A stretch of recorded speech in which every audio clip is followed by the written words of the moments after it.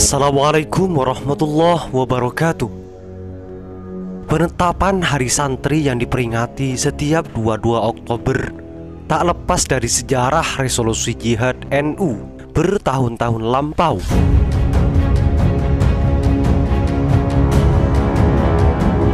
Resolusi jihad NU dipelopori oleh Kiai Haji Hasyim Asy'ari, pendiri NU Nahdlatul Ulama, dan juga merupakan kakek dari Presiden Abdurrahman Wahid atau Gus Dur. Karena melihat kemungkinan bahwa perjuangan kemerdekaan masih belum berakhir kendati proklamasi sudah dilantangkan pada 17 Agustus 1945. Hal ini disebabkan kedatangan Brigade 49 Divisi India Tentara Inggris pimpinan Brigadir Jenderal AWS Malabi yang merupakan buah dari rencana agresi militer II Belanda. Sebelumnya, Nahdlatul Ulama atau NU sudah memiliki milisi yang sempat dilatih secara militer oleh tentara Jepang berkat siasat Kiai Haji Hasyim Asy'ari. Nama organisasi itu adalah Laskar Hizbullah yang turut dikobarkan semangatnya melalui resolusi jihad NU. Martin van Brunis dalam NU Tradisi Relasi-Relasi Kuasa Pencarian Wacana Baru 1994 mencatat, pada tanggal 21 dan 22 Oktober 1945, wakil-wakil cabang NU di seluruh Jawa dan Madura berkumpul di Surabaya dan menyatakan perjuangan kemerdekaan sebagai jihad perang suci melawan penjajah. Beberapa pentolan yang dikumpulkan Kiai Haji Hasyim Asy'ari di dua hari itu adalah Kiai Wahab Hasbullah, Kiai Bisri Syamsuri, dan para kiai-kiai lainnya. Mereka berkumpul di kantor PBNU Bubutan, Surabaya. Pertemuan itu turut dihadiri Panglima Hizbullah Zainul Arifin, dan forum pun menyepakati untuk mengeluarkan resolusi jihad yang secara umum berisikan dua kategori dalam berjihad. Berperang menolak dan melawan penjajah itu fardu ain, harus dikerjakan tiap-tiap orang Islam, laki-laki, perempuan, anak-anak, bersenjata atau tidak, bagi yang berada dalam jarak lingkaran 94 km dari tempat masuk dan kedudukan musuh. Bagi yang berada di luar jarak lingkaran tadi, kewajiban itu jadi fardu kifayah yang cukup dikerjakan sebagai orang Islam saja. Itulah bunyi dua kategori jihad dari fatwa tersebut. Fatwa itu dikenal dengan sebutan Resolusi Jihad NU 22 Oktober yang menjadi dasar penetapan Hari Santri.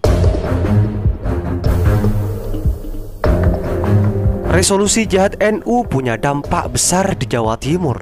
Pada hari-hari berikutnya, ia menjadi pendorong keterlibatan Laskar Hizbullah, kaum santri, dan jemaah NU untuk ikut serta dalam peristiwa 10 November 1945 di Surabaya.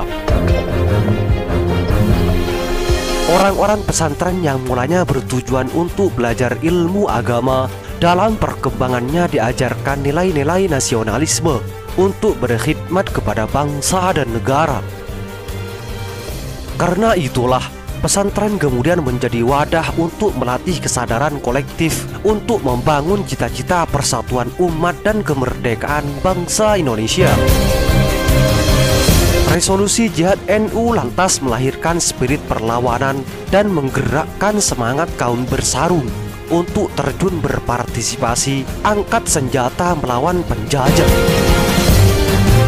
Dalam buku Guruku Orang-Orang dari Pesantren 2001, Kiai Haji Syaifuddin Zuhri menuliskan ketika terjadi perlawanan dari kaum santri dan rakyat Indonesia di Surabaya pada 10 November 1945, rakyat Semarang juga melakukan perlawanan kepada tentara sekutu yang mendarat di Semarang.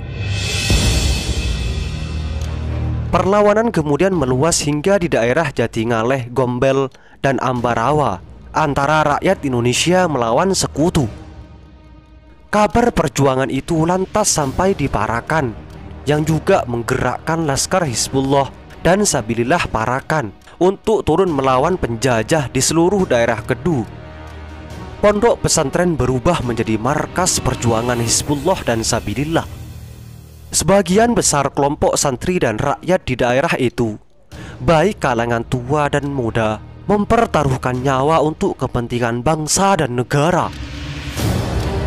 Berkat perlawanan yang diberikan melalui resolusi jihad NU itulah, pada awal Oktober 2015, Ketua Umum PBNU Said Akil Sirot mengusulkan bahwa penetapan Hari Santri mestinya diperingati pada 22 Oktober, alih-alih 1 Muharram seperti rencana Presiden Joko Widodo sebelumnya.